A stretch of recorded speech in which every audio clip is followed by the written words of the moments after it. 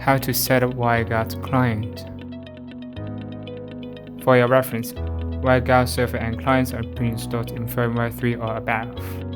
To set up a WireGuard client, please click Add New Profiles. Specify the name and then click Next. You can copy the JSON configurations from a server to configuration or input the settings manually.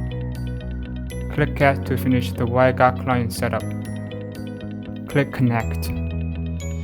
You will see the upload and download traffic when it is connected successfully. Just a reminder, you can manage or delete WireGuard clients in the management section.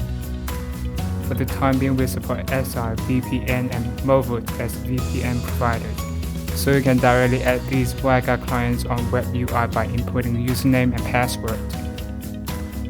The system will automatically include the VPN server offered by these VPN service providers.